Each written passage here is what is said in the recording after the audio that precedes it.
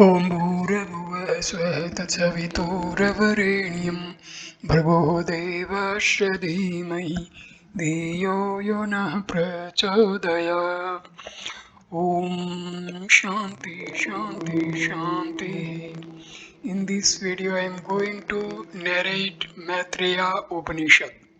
This Upanishad, which forms part of Samaveda, is the 29th among the 108 Upanishads. This Upanishad sets forth the guidelines given by Lord Shiva to sage Maitreya for self-realization.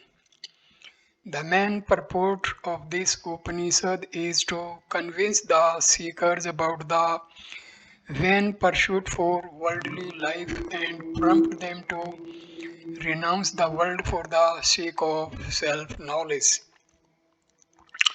Worldly people basing their arguments on perverted reasoning lead to a life like a frog in a well being attached to this impure body and knowing nothing beyond this phenomenal universe, being swayed by transient sense pleasures, they are averse to the eternal bliss of Brahma. This Upanishad is well known for its impartial and fundamental prescriptions which are beyond any religion, castes, and stages of life. This makes its teaching universal.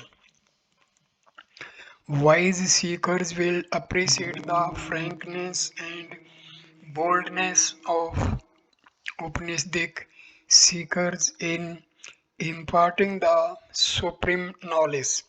This Upanishad insists for purity of mind, the discarding of ego, and the renunciation of motivated actions for realization of the Supreme. This Upanishad concludes with the personal experiences of sage Maitreya, who expresses them after advancing in sadhana.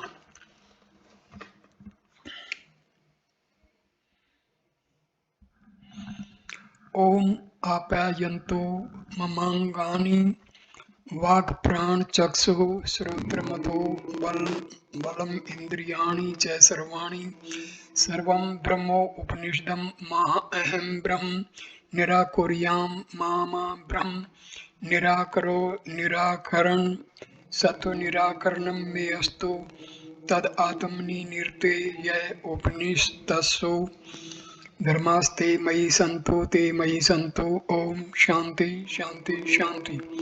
May my limbs, speech, vital force, eyes, ears, strength, and all organs grow vigorous. Everything is the Brahma of Upanishads. May I never deny Brahma. May Brahma never deny me. May there be no denial of Brahma. May there be no spurning by Brahma. May all the virtues that are spoken of in the Upanishads repose in me who am engaged in the pursuit of the self. May they repose in me. Om peace, peace, peace. प्रथम अध्याय first chapter Quest for self-knowledge. The quest for self-knowledge begins only when one considers all pleasures relating to the world of human beings up to the world of Brahma as worthless and discards all sense objects as poison. King Brahmadartha, having got disillusioned with worldly life, performed severe austerities in quest of self-knowledge. This Upanishad intends to bring forth the pristine philosophy of the self and begins its elucidation of the self only after ascertaining the qualification of the aspirant. Dispassion, the basic qualification.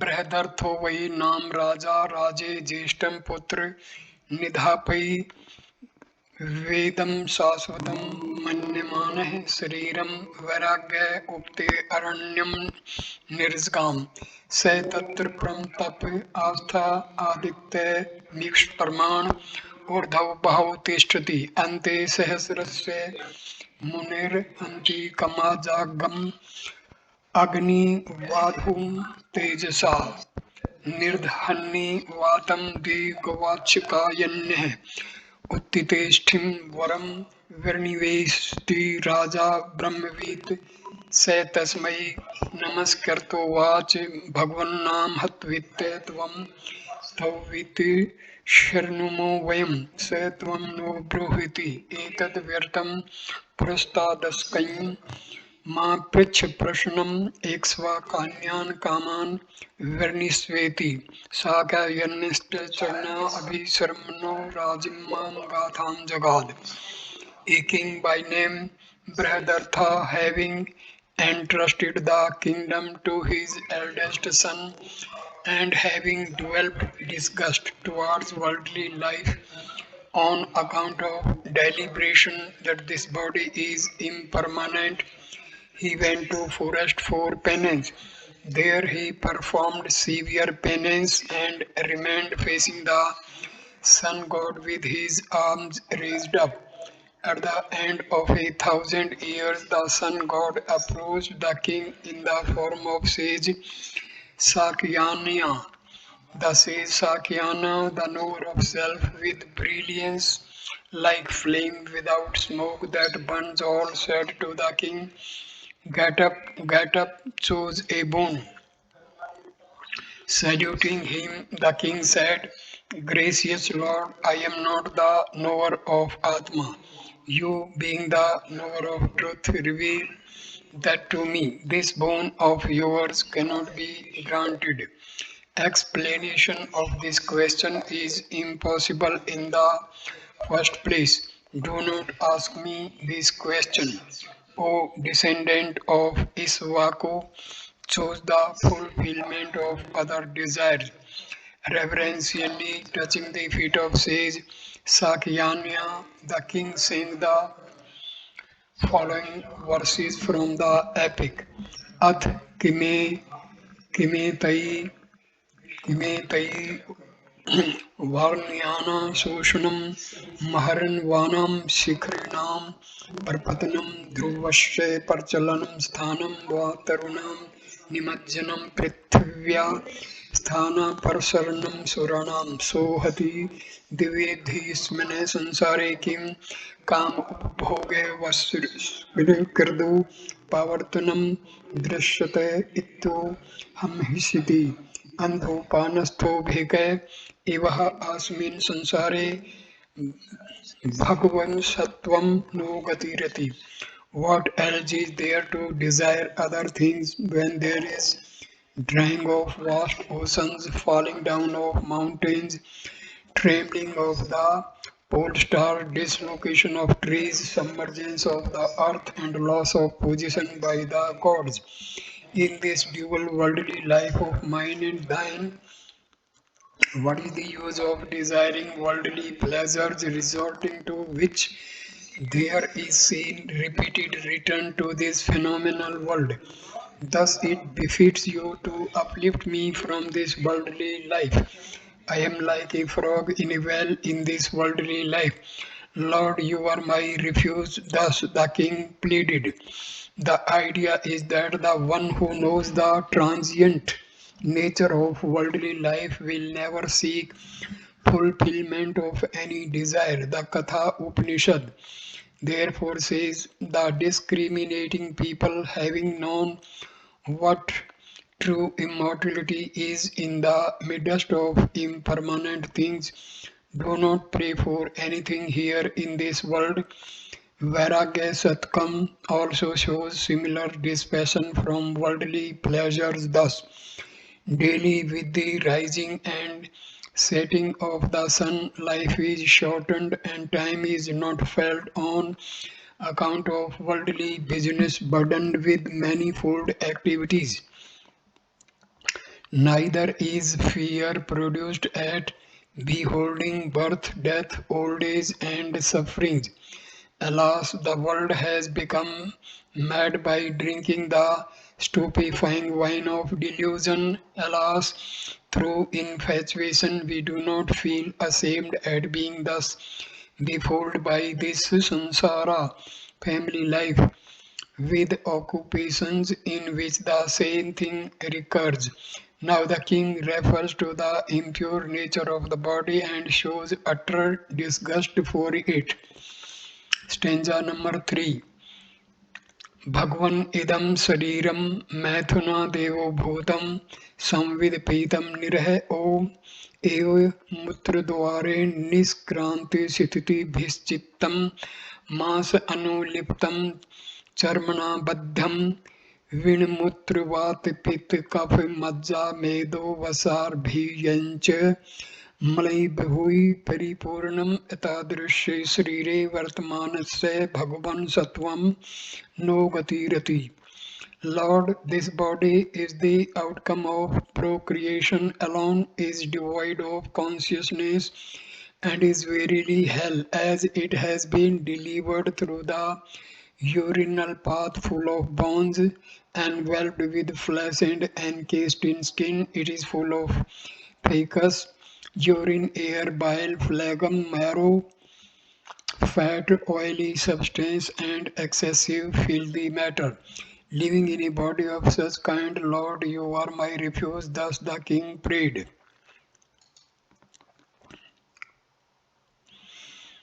The sage tests the sincerity and determination of the aspirant for supreme knowledge.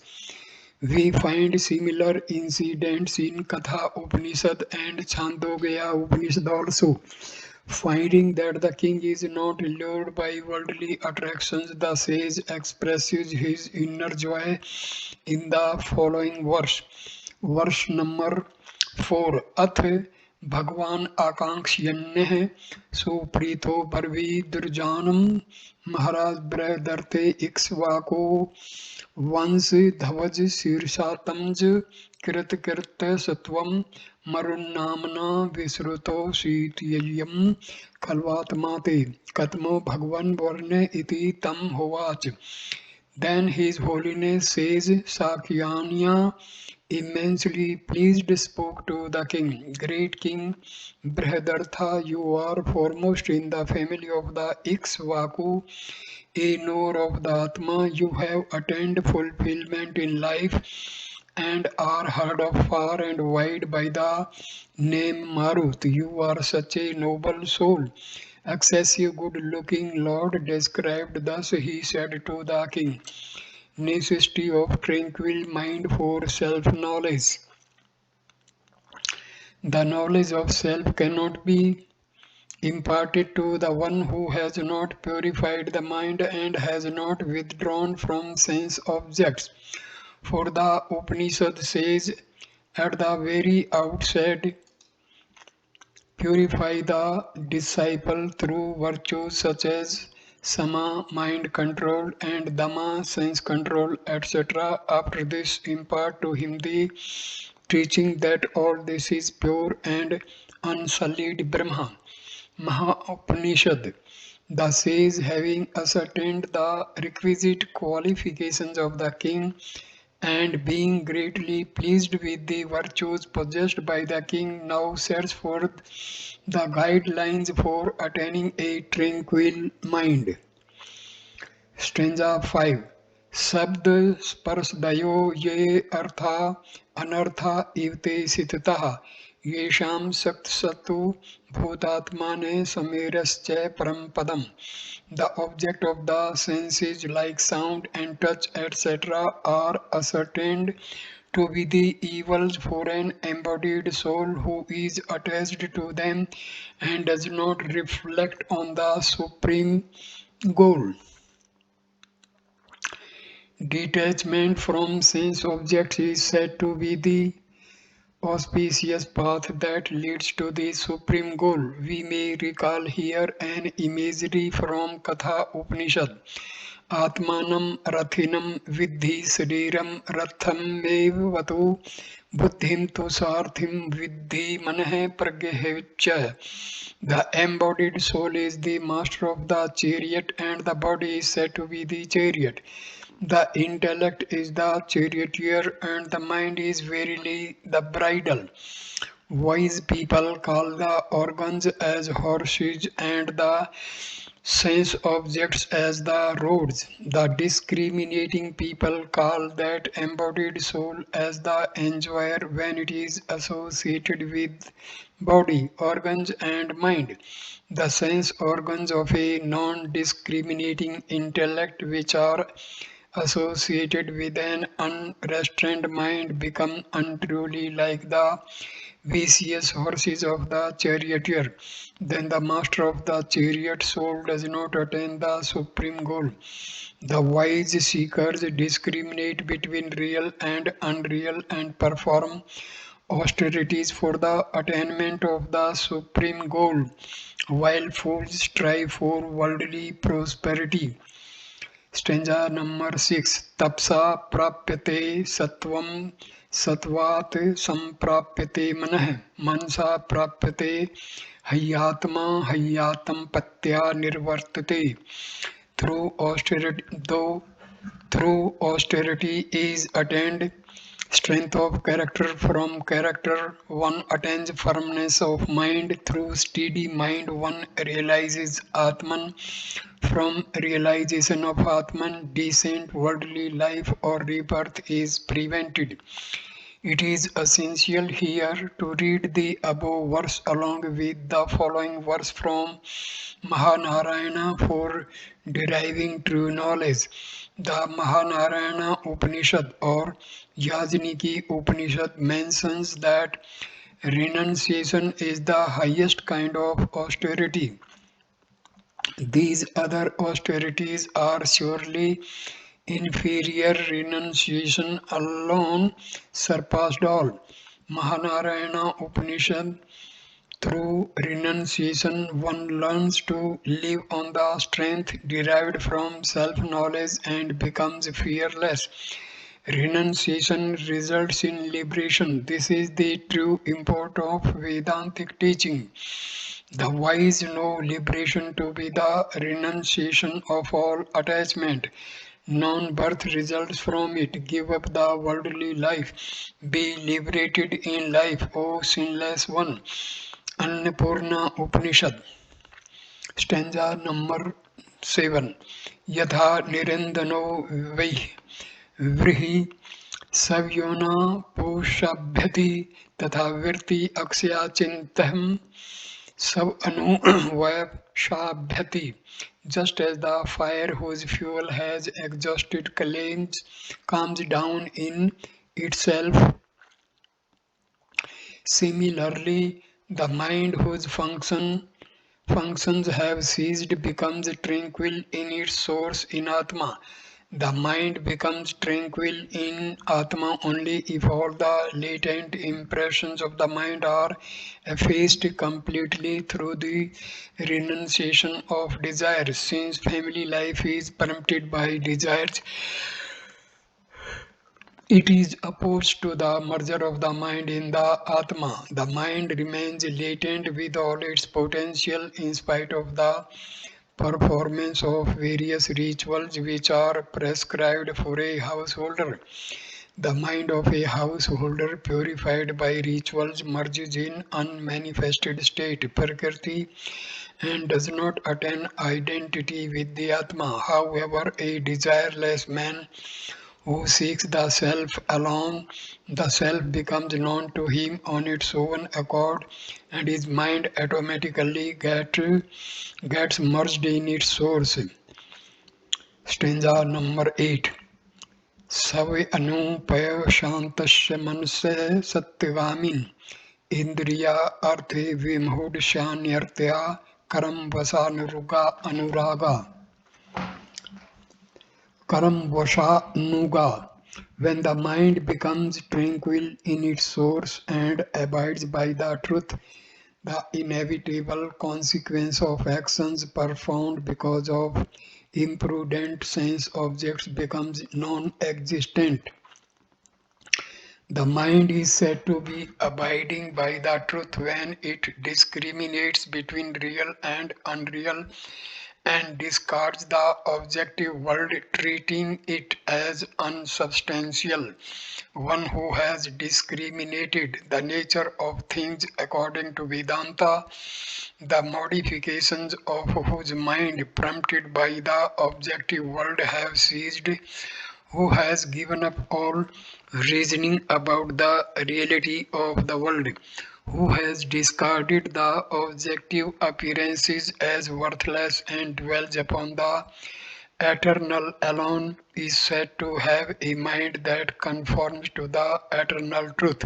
Maha Upanishad. All actions are effaced in this state of mind.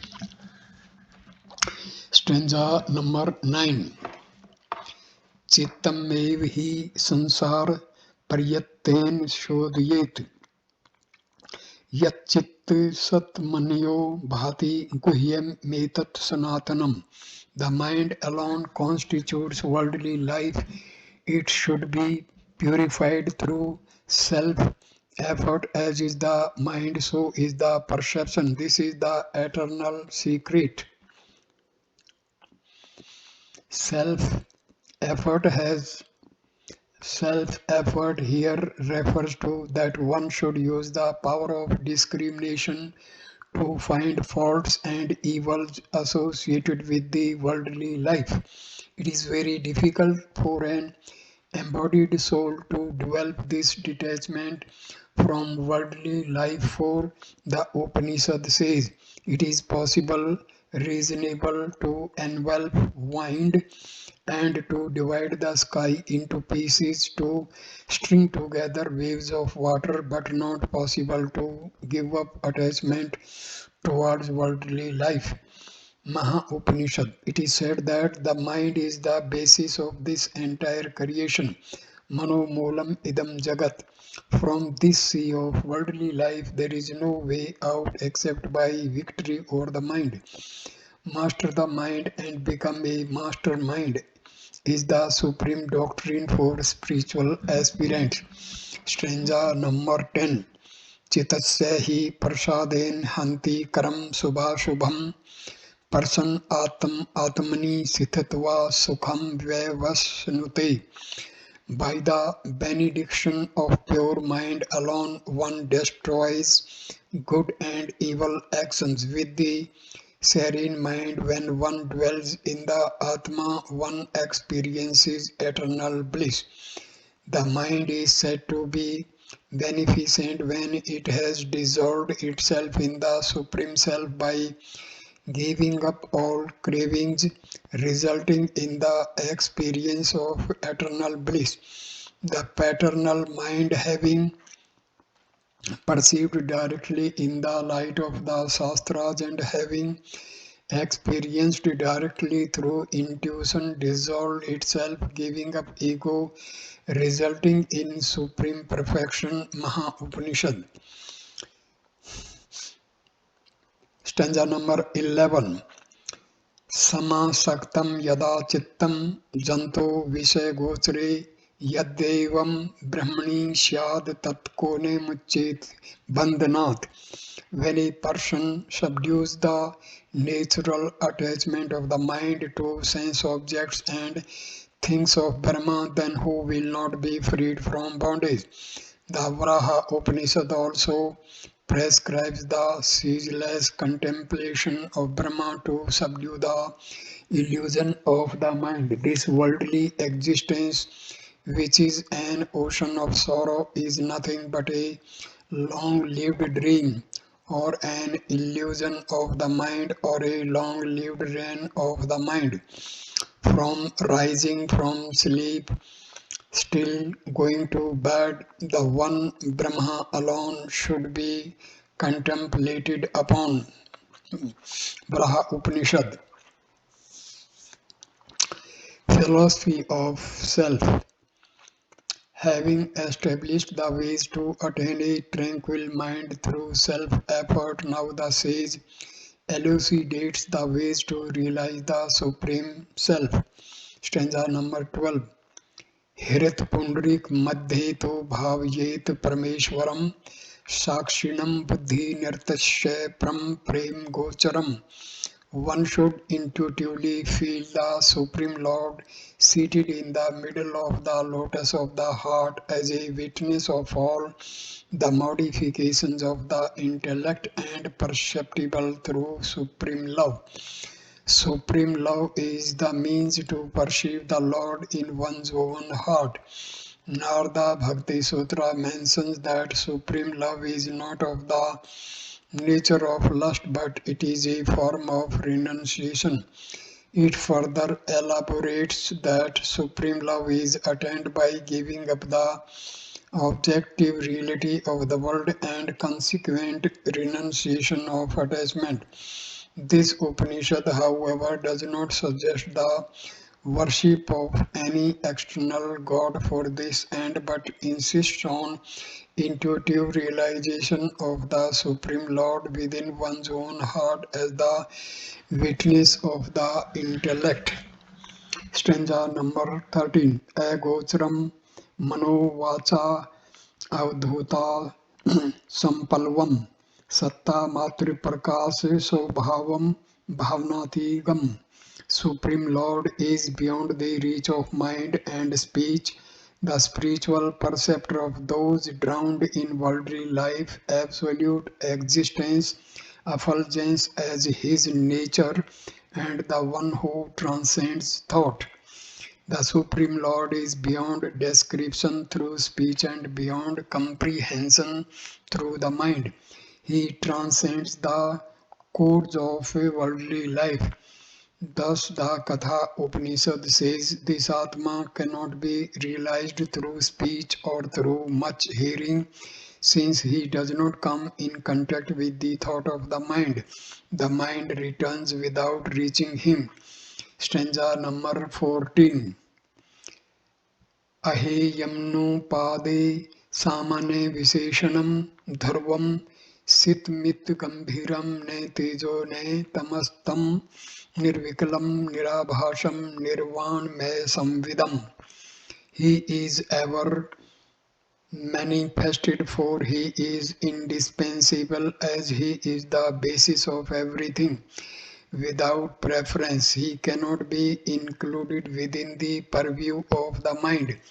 Surpassing all attributes, firmly established, unchanging, tranquil, steady, profound in character, neither light nor the darkness, unwavering, without thought, formless, without appearance, and knowledge that confirms final emancipation. Stanza number 15. नित्य शुद्धो बुद्ध मुक्त स्वभाव है, सत्य है, सूक्ष्म है, संविभो द्वितीय आनंद आनंदा आनंदावधर्य पर सोहम हस्मि प्रत्यग्य धातुर नात्र संशीत्रस्ति.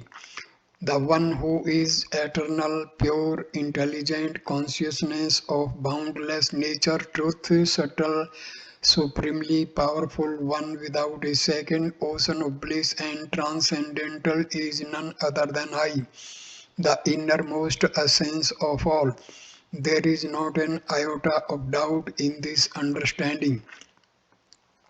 Stanza number 16. Necessity of renunciation of worldly life. Stanza number 16. Anand antar niz asrant mas pisach mi man yantam alok yantam jagat indrajal map katham mam parvis sangam. How can the sea devil of worldly desire treat me contemptuously when I am resting on the inner bliss of the self? How can phenomenal world enter in me when I am free from worldly desires and perceive this phenomenal world as an illusion?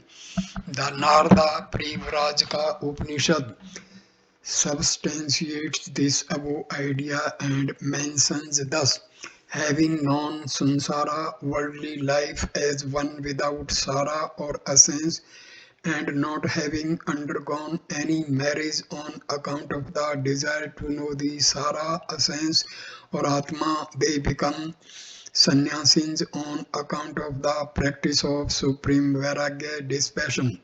The characteristics of perverti extravert path is the performance of karma. That of nivarti introvert path is jnana.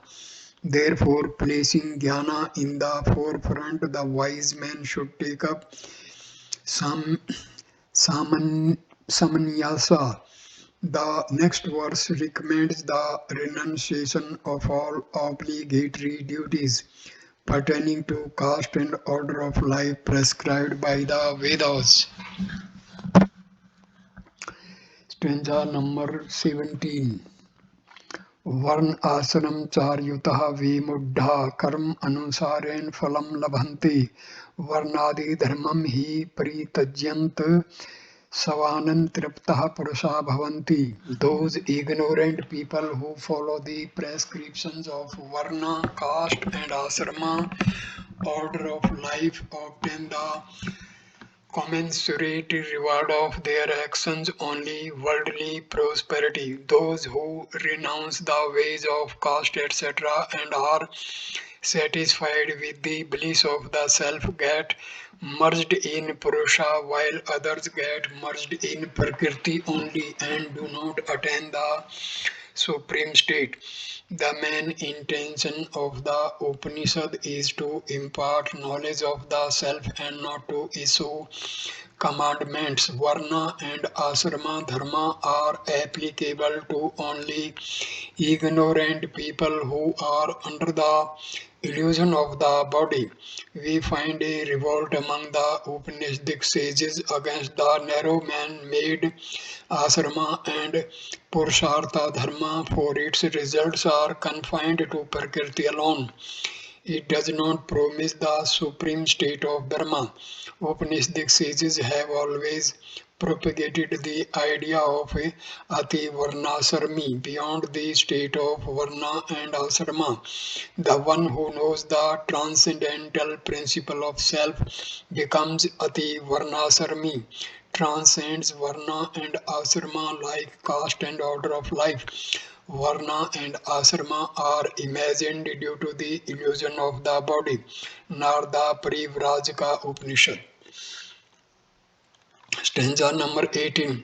वर्ण आश्रमम सावयव स्वरूप आदियंक्तम हृति कच्छ मात्रम पुत्रादि देहवत्सा भी अभिमान शून्यम भूत्वा वसेत सौखे तमे हयन्ते.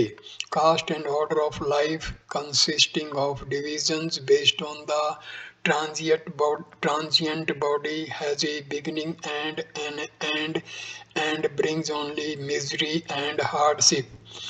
By giving up attachment to sons, etc., and pride in the body, one should live in the eternal supreme happiness. Parameshwara mentions the state of Ati Varnasrami to Vishnu in Sutta Samhita thus.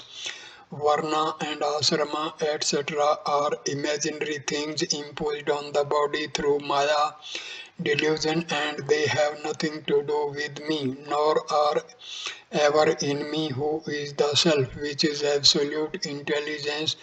This he who knows from the Vedanta becomes the Ativarnasarmi. Sutta Samhita.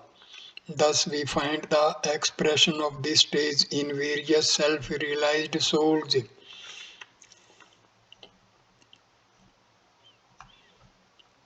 न हम मनुष्यो न च देव यक्षो न ब्राह्मण अक्षत्रिय वैश्य शूद्र न ब्रह्मचारी न गृही वनस्थो भिक्षुर्न चाहम निजबोध रूप.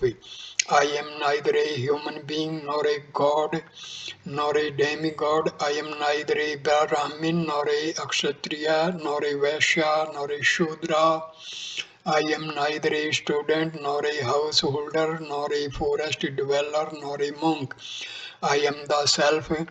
Hastmalkastrotam too. This is the stage of Ati Varnasarmi of a self-realized soul. This chapter ends with a note that outlines the necessity of renunciation of worldly life in the quest of self-knowledge. Iti thus ends the first chapter.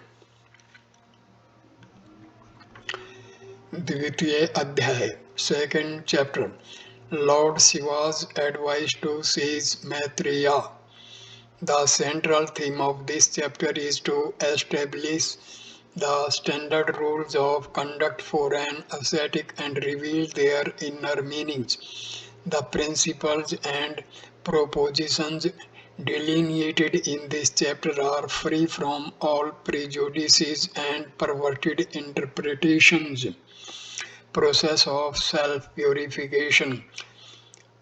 Stanza number 1. Ath Bhagwan Maitreyi Klasam Jagam Tam Gatvo Vach Bhu Bhagwan Pram Tato Rahsya Manu Brahiti Se Hovach Mahadev. Then His Holiness says Maitreya went to Kailas. Approaching him, the Lord of Kailas, he said, O Lord, reveal to me the secret of supreme truth. The great God Mahadeva said to him, stanza number 2. Deho devalyah proktah sa jivah kevalah shivah त्यज्ये ज्ञान निर्मलायम so bhaven pujyet. The body is spoken to be the temple. The embodied soul alone is Shiva, the auspicious one. One should discard the faded flowers, unfit for worship of ignorance, and offer the worship with the feeling of Soham, I am He. Stanza number 3. अभेद दर्शनम ज्ञानम ध्यानम निर्विषयम मनः स्नानम मनोमल त्याग शौचम इंद्रिय निग्रह. Vision of non-duality is true knowledge. Rendering the mind free from impressions of sensual objects is true meditation. Removing the impurities of the mind is true bathing. Withdrawal of the senses is true self-purification. Stanza number 4.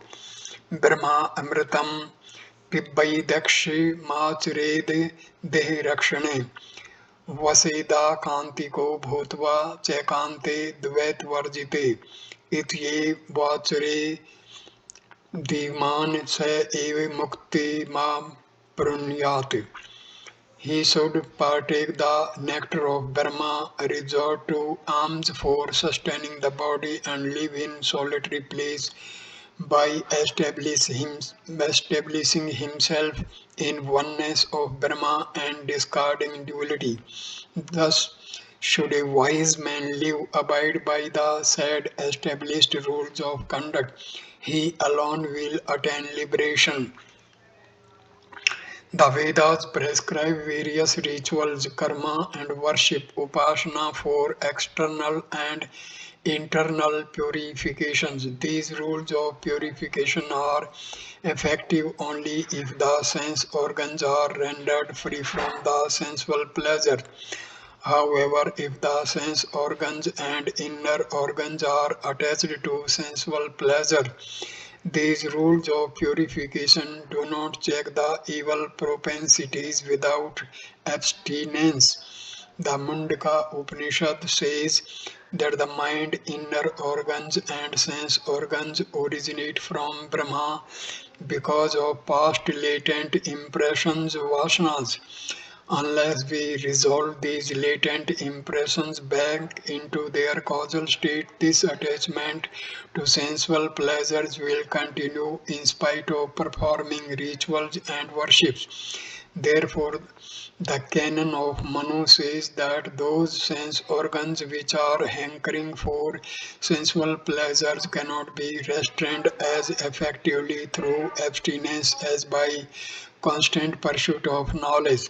The above four verses describe the unique process of purification through constant pursuit of knowledge. The Bhagavad Gita says that There is nothing on this earth as purifying as knowledge. Impurities of the body and its cleanliness. Stanza number 5. Jatam mrit midam deham mata pitrimala atmukam sukh dukh alle medham spashta snanam vidhiyate.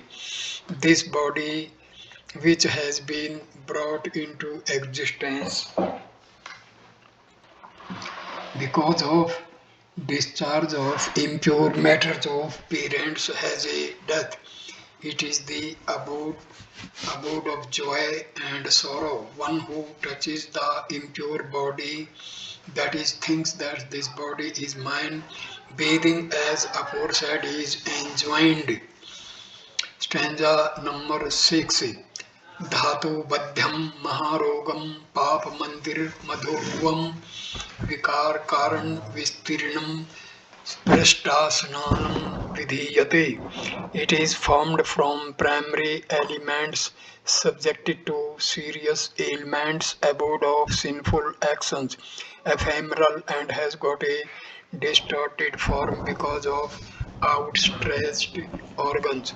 One who touches this impure body bathing as aforesaid is enjoined. Stanza number 7.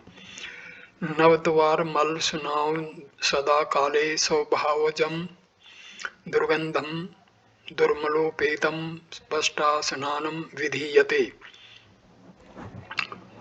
It regularly driven by nature emits filthy matter through 9 apertures. It stinks on account of being impure. One who touches this impure body bathing as aforesaid is enjoined. Stanza number 8. Matra sut sambandham sut ke sahajayate mrit sut kajam dehi spashta snanam vidhiyate.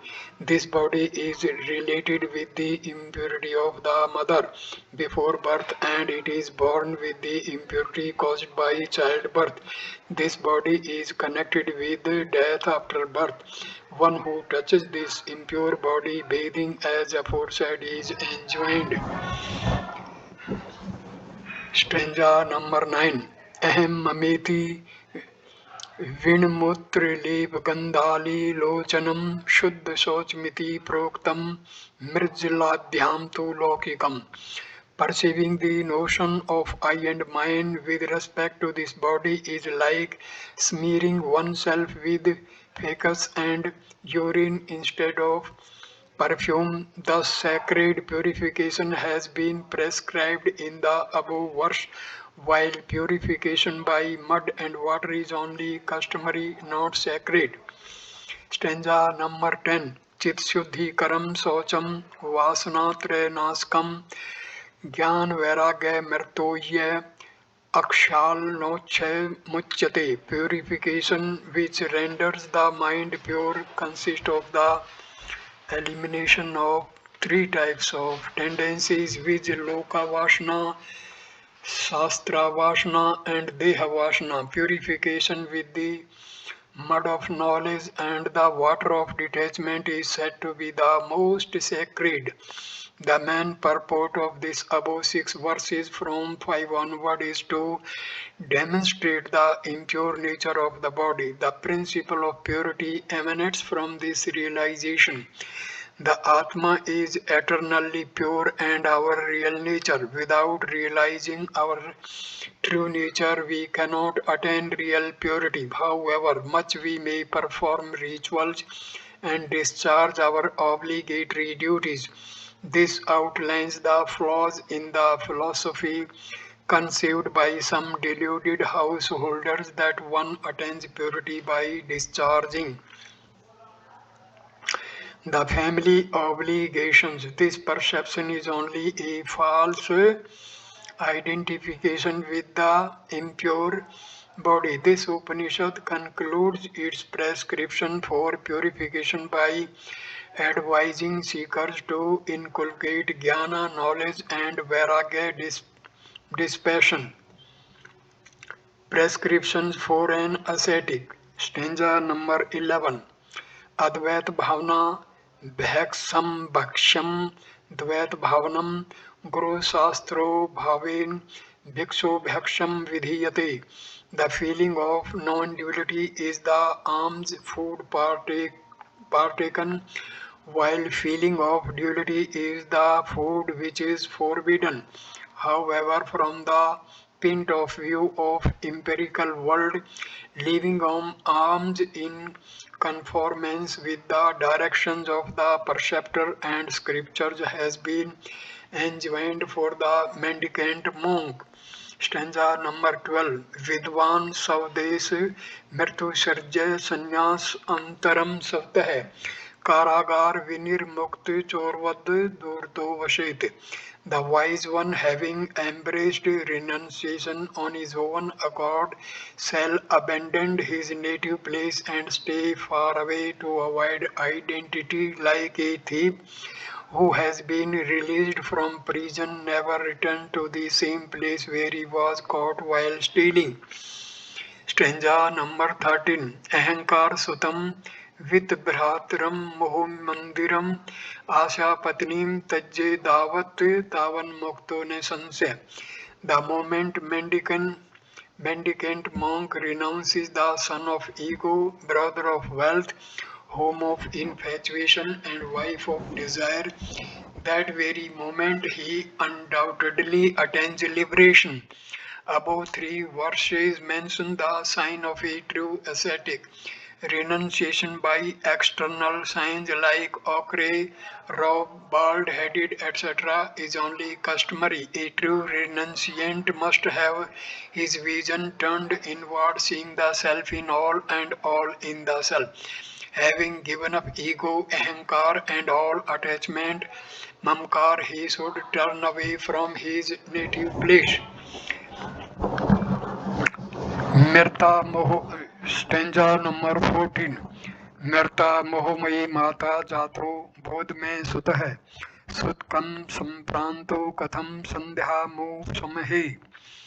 When the mother of passion is dead and the son of wisdom is born, leading to twofold impurities, how shall I perform twilight worship?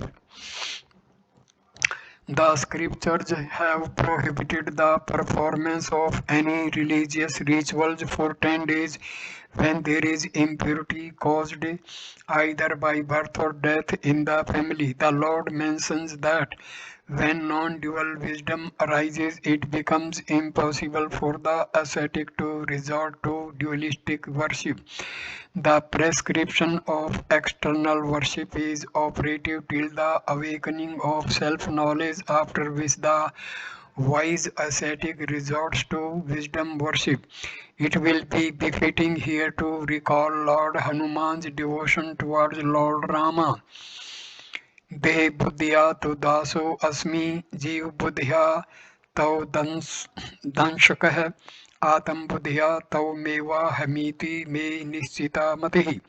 O Lord, while I am identified with the body, I am the servant. When I consider myself as an embodied soul, I am thy part. And when I look upon myself as the Spirit, I am one with thee. This is my firm conviction. This perception is also non-dual in nature and conforms to the dictum of the above Upanishadic verse. Stanza number 14. हृदय आकाशे चिदात्तित्य हृदय आकाशे चिदात्तित्य सदा भासति भासति नास्ते मेति न चेदेति कथम संध्यामुपास्महे.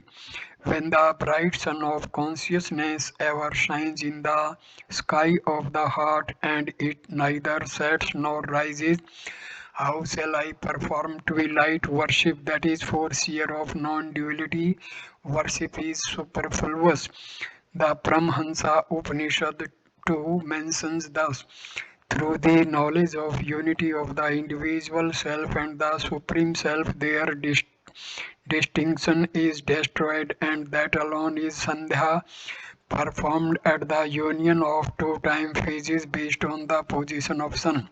One should give up external worship only when one experiences ceaseless light of consciousness in one's own heart, otherwise there is a great danger of becoming egoistic. Stanza number 16. Ekam ev divitya yad guru vaken nishchitam etad kanti yuktam ne matham ne one antaram. The definite conclusion derived from the instructions of the preceptor that there is only one without a second alone is the solitude favorable for meditation and not a monastery nor the interior of a forest. Stanza number 17. असंशयवतां मुक्ति संशयाविष्ट चेतसां ने मुक्ति जन्म जन्मान्ते तस्मादि दिवस समान पुण्यात्. The one without doubt attains liberation, but for one with a doubtful mind there is no liberation even after repeated birth. Therefore, one should inculcate faith in the non-duality of Atma, real renunciation. Real Stanza number 18. Karam Tyagan Sanyaso ne प्रेसोच्चारेण तो संधौ जीव आत्मन रेक्यम संन्यासे प्रकीर्तित. There is no true renunciation by giving up action or by reciting of Presha mantra or at the formal ceremony of renunciation called Viraj Homa. Oneness of embodied soul, Jiva and Atma has been proclaimed to be true renunciation. Stanza number 19. Vamnahar vadasya bhati sarveshana dishu tasya adhikara sannyasi tyakt deha abhimanin. He to whom all primary desires etc. viz.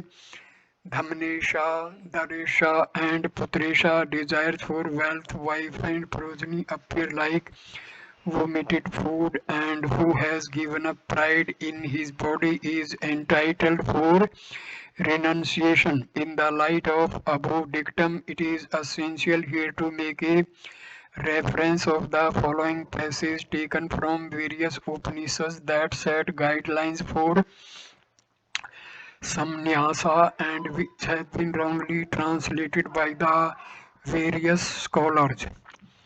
विराधवाने वानास्के वापाम प्रवेशे वाग्नि प्रवेशे वा महाप्रस्थाने वा. According to these scholars, only persons belonging to the Brahmin caste are entitled for renunciation, and people belonging to the Kshatriya and Vaishya caste are debarred from embracing sannyasa. They may seek liberation through the act of heroism, giving up life while fighting a battle, or retiring into the forest till death, or entering into water to rise no more, or entering into fire to be burnt into ashes, or undertaking a never-ending journey till the body collapses. Such an interpretation is out of context in Vedantic philosophy, for it has been made very clear that a Brahman is the one who has realized the Brahma and not a person belonging to a certain caste. On the contrary, Vedanta has commanded sincere aspirants to shun all ideas of caste, order of life, and social obligations in the quest of self-knowledge. This philosophy has cautioned aspirants against seeking immortality through any other means except through self-knowledge. The other means mentioned in the above passage are only for attaining heaven. The Lord in the Gita, chapter 11, stanza 32, has also expressed a similar view. The true purport of Vedantic teaching is to prompt the aspirant to seek self-knowledge. The Brihadaranyaka Upanishad has declared in unequivocal terms that the one who seeks self-knowledge can renounce irrespective of caste, order of life, etc. Desiring this world Atma Loka alone monks renounce their homes. Brihadaranyaka Upanishad.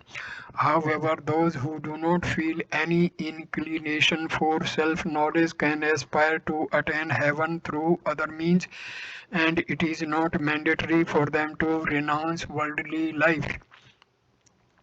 Stanza number 20. Yada mansi vairagyam jatam sarveshu vastusu tadai sannyas divnathya patito bhaveti.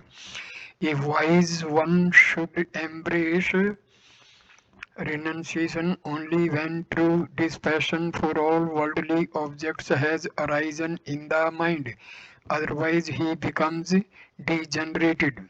Only those who have given up all desires of this world as well as the other world, including Brahmaloka, and wish to perform austerity for the sake of self-knowledge should embrace monastic life. The Satyayani Upanishad warns against the pseudo-ascetic who does not observe its law. Having embraced renunciation, if one does not live observing its laws, he is to be known as fallen from grace. Arudhachyuta, such is the Vedic injunction. Stanza number 21. द्रव्य अर्थ वन्य वस्त्रार्थ यह प्रतिष्ठामेव वा सन्न्यासे भय भ्रष्ट से मुक्तिम नाप्तुमर्हति. One who renounces worldly life for the sake of securing wealth, food, clothing or fame or dwelling house like a monastery is ruined both ways. He neither advances spiritually nor worldly. He does not deserve liberation. A similar warning has also been given in other Upanishads regarding the fake and ostentatious ascetic who does not possess the required qualifications. One who lives by accepting alms without the qualifications of patience, wisdom, dispassion, and the qualifications beginning with sama control of mind is the destroyer of the order of life of an ascetic. By merely holding a staff or getting the head bald or another disguise or through ostentatious observances, one does not attain liberation. Narad Parivrajaka Upanishad. Prescriptions for the life of an ascetic order. Stanza number 22. Uttama तत्व चिंतैव मध्यम शास्त्र चिंतनम अदमा मंत्र चिंता च तीर्थ भ्रांत धमा धमा. The most exalted ones contemplate on the reality, nameless and formless, unconditioned Brahma. The average evolved people deliberate on the percept and command of various scriptures. The inferior ones think of the mantras, mystical formula addressed to various individual deities. The lowest ones are deluded by the efficacy of places of pilgrimage. Stanza number 23. अनुभूतिं बिना मूढ़ो व्यर्थ ब्रह्मणि मोदते प्रतिबिंब शाखा फलास्वाद मोदवत. Without intuitive realization, direct knowledge, foolish persons delight in vain in the indirect knowledge, bookish knowledge of Brahma, like the joy derived by tasting the fruit from a branch of an image tree. There is a common tendency among the learned people to study and discuss about the Upanishad without purifying the mind for the highest adventure. Here is a warning for such insincere people who delight in the intellectual deliberation of Brahma. Brahma has to be experienced through intuition. Stanza number 24. Ne tajje vedit mukto यो माधु कर्मांतरम वैराग्यम जनकम श्रद्धा कलस्तरम ज्ञान आनंदम. If an ascetic does not give up, that is, retains the inner father of dispassion, wife of faith, and the son of knowledge, while receiving the alms from various houses, like a bee collects honey from flowers without attracted by any other object, he is liberated. Stanza number 25. धन व्यर्था वयो व्यर्था विद्या व्यर्था स्थैव च ते सर्वे ज्ञान व्यर्थस्य किंकरः शिष्य किंकरः. People possessing great wealth, elder in age, and similarly those highly educated, all these are but attendants, Veda attendants of the disciples of those who are advanced in spiritual knowledge. Stanza number 26. Man maya mohit chetiso mama matam puran malvadhante pram vidhur purnaye bharmanti kaka ev suryo api. Deluded in mind by my creative power, even accomplished ones do not regard me, the all-pervasive Atma. They roam around like crows following cunning ways to fill the belly. Accomplished ones here refer to the intellectuals and highly educated people holding prominent positions in society. Such people, even though very intelligent, live in delusion because of cravings.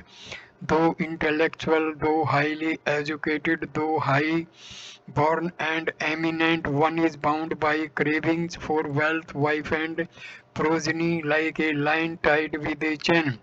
Upanishad. The meaning conveyed is that an ascetic who derives his strength from self-knowledge is superior to educated people who are unaware of the Atma. Stanza number 27. पाषाण लोह मणि मर्मण विग्रहेशु पूजा पुनर्जनन भोग करी मुमुक्षु तस्माद्यति सब हृदय अर्चनमेव कुर्यान्दवहर्चनम प्रिहरे पुनः भावाय. Worship of idols made of stones, metal, jam, and clay results in rebirth and enjoyment in heaven to the aspirants of liberation. Hence, an ascetic should perform worship of Brahma seated in the spiritual heart. This worship is also called Dahar Upasana in his heart alone. He should discard external worship in order to prevent rebirth. External worship is prescribed to the novice for the gradual evolution of the mind.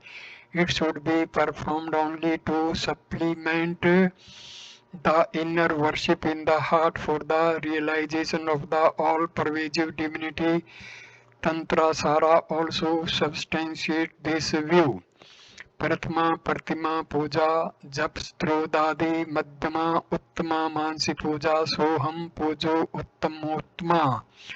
Worshipping of idol is the first step. Better than this is the repetition of the holy name and singing of divine glories. Better still is mental worship through contemplation, and the last and the highest is to realize I am He. Divinity should not be confined to an idol with a specific name and form alone. We should first see all the names and forms through our personal God and then realize the impersonal who is formless and nameless. Worship of the personal God should culminate in the realization of the impersonal God. Rather, the name of our personal God should take us to the nameless, and the form should take us to the formless. Worship that does not help in transcending the mental plane leads to rebirth, and hence an ascetic should avoid external worship and contemplate on omnipresent divinity. Mahanirvana Tantra also says that Uttamo Brahm Sadbhavo Dhyan Bhavastu Madhyame Stuti Japo Dhamo Bhavo Bhi Puja Dhama Dhama. The highest spiritual discipline is the perception of Brahma in all. Meditation is of a medium type of discipline. Chanting of hymns and the repetition of divine name is still of an inferior type. External worship with the help of idol is of lowest type. Also refer verse 22 of this chapter for various various levels of evolution. Stanza number 28. अंतः पूर्णो बहि पूर्णः पूर्ण कुंभ है इवारण वे अंतः शून्यो बहि शून्य शून्य कुंभ है इवाम्bre. The ascetic is full within and without like the water filled jar submerged in the ocean. He is empty within and without like an empty jar in open space. This verse describes the true nature of an ascetic. The mind of the ascetic, having merged in Brahma, perceives Brahma everywhere, both inside and outside.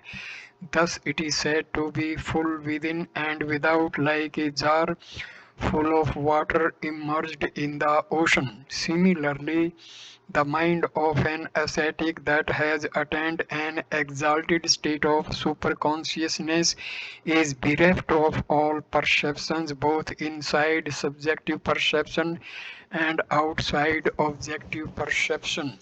Thus it is said to be empty within and without, like an empty jar in open space.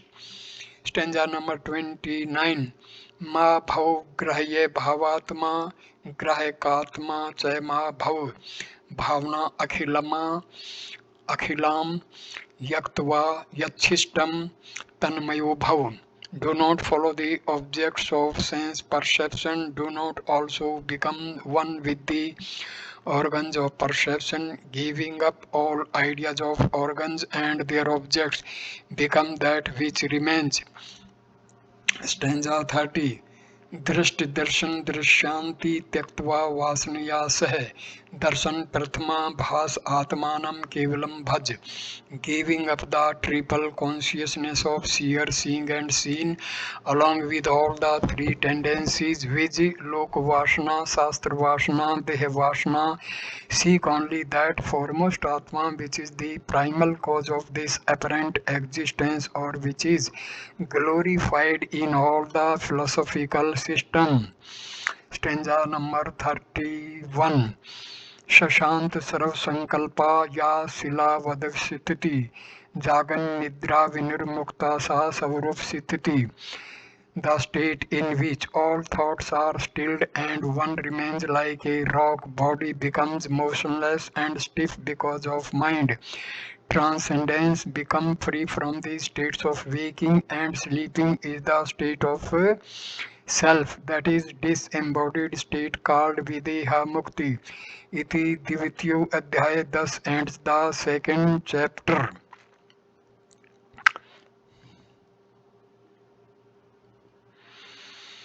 Tritiya Adhyaya, third chapter. Direct experiences of says Maitreya. Stanza number 1. Aham asmi prascha asmi brahma asmi prabhavo sam aham सर्वलोक गुरु अस्चामी सर्वलोको अस्मि सोहम Meham. I am the transcendental supreme one. I am Brahma. I am the source creator of all. I am also the perceptor of all the worlds. I am all the worlds. I am that. Stanza number 2. अहम मेवास्मि सिद्धो अस्मि शुद्धो अस्मि परमो सम्यहम्. अहम अस्मि सदासो अस्मि नित्यो अस्मि विमलो सम्यहम्. I alone am existing everywhere. I am the accomplished one. I am unsullied. I am the transcendental supreme. I am everlasting. I am He. I am eternal. I am wholesome. Stanza number 3. Vigyano asmi viseso asmi somo asmi saklo samyaham shubho asmi shokhino asmi chaitanyo asmi samo samyaham. I am Vijnana, knowledge by comprehensive consciousness.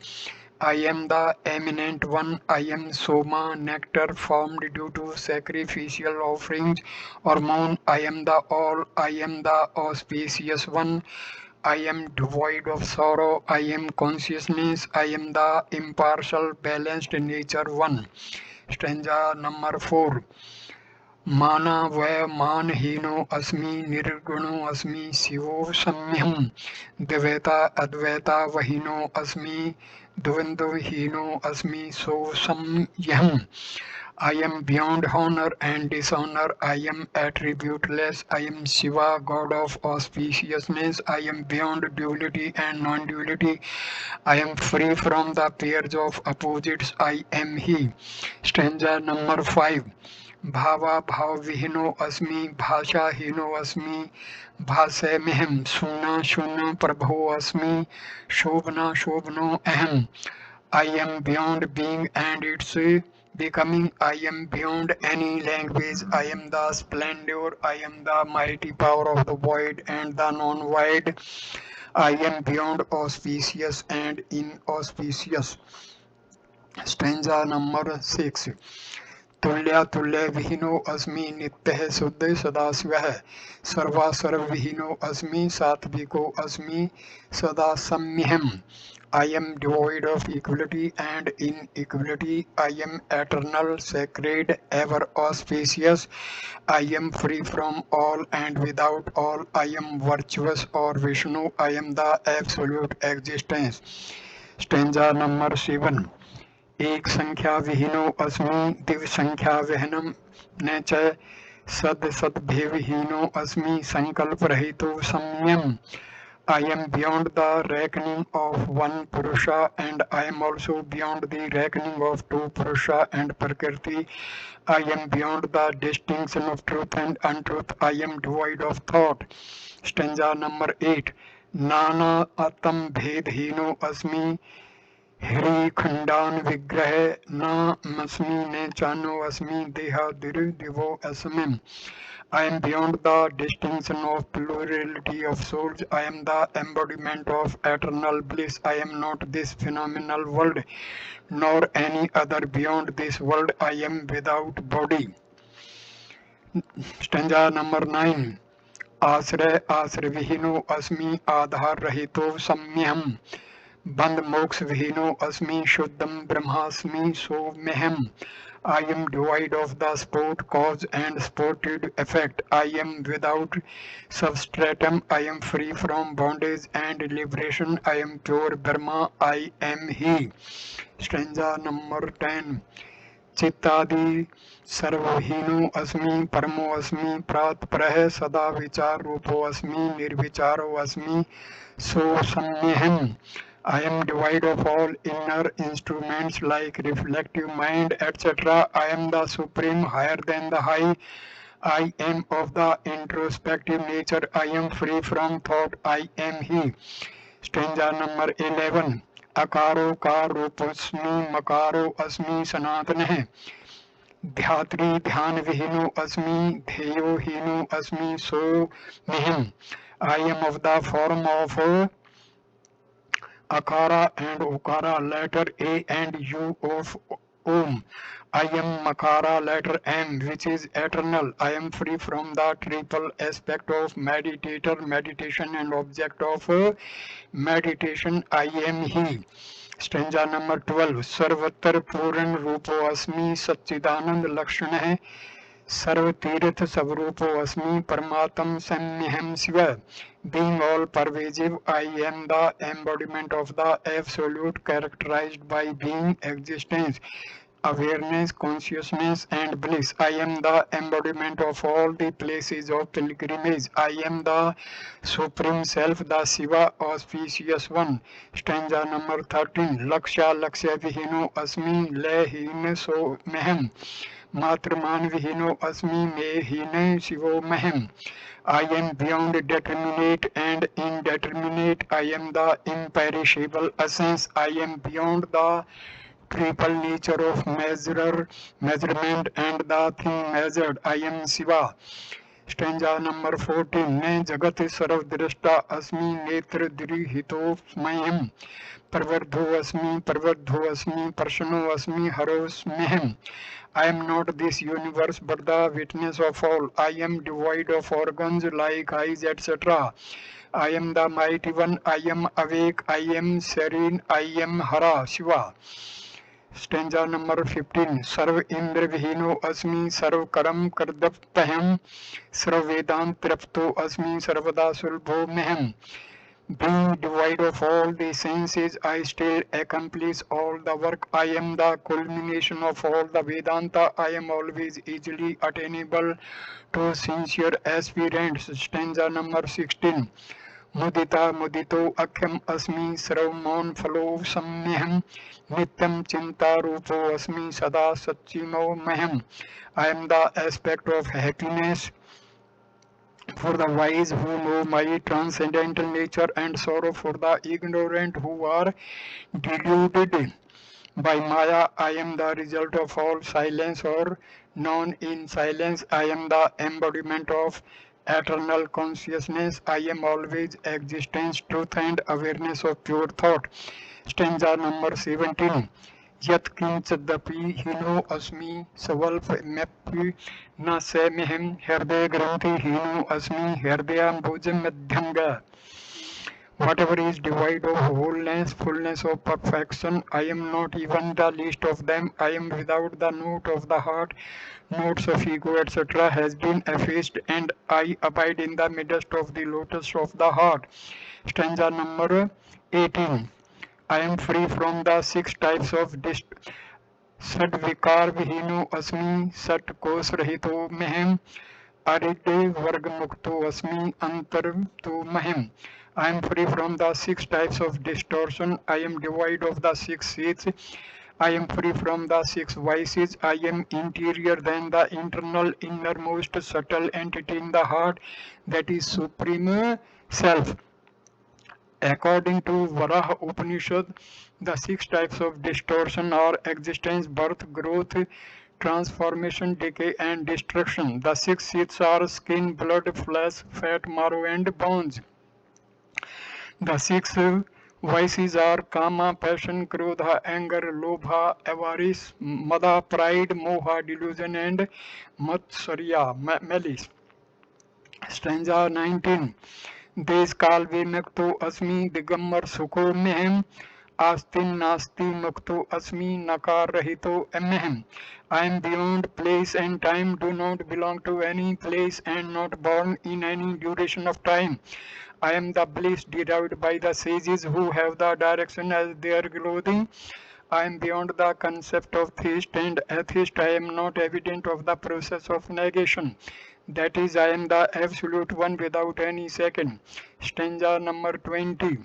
Akhanda Akas Rupo Asmi Hrikhanda Mehem Prapanch Mukti Chuttasmi Prapanch Rahito Mehem. I am the embodiment of the indivisible space, and I am of an omnipresent form. I am the reflective mind free from the impressions of a phenomenal universe. I am free from the objective universe. Stanza number 21. Sarv Prakash Rupo Asmi Chin Matra Jyoti Mehem Kal Tri Vimukto Asmi Kamadi Rahito Asmehem. I am the embodiment of light. I am the light of consciousness. I transcend the triple division of time, past, present, and future. I am free from lust, etc. Stanza number 22.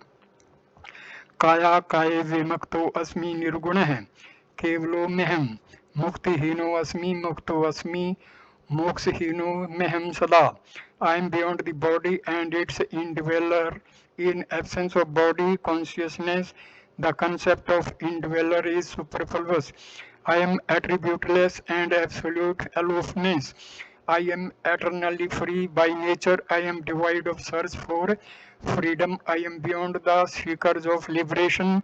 That is, I am the goal of all seekers, with liberation itself.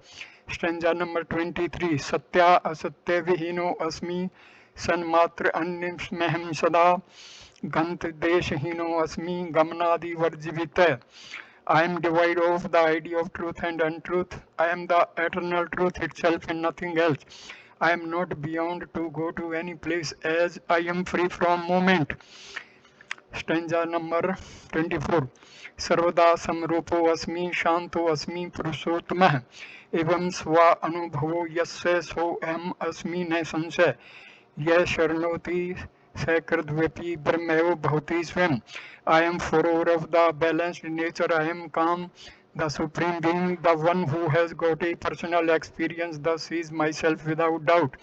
He who listens to this experience of sage even once with faith becomes Brahma himself. That is, he attains identity with the Brahma. Upanishad. Thus ends the Upanishad Om Tat Sat. So, this narration of this Upanishad is completed. Along with this video is also completed. Thank you for watching this video. Please, namaskar, my dear friend. Thank you.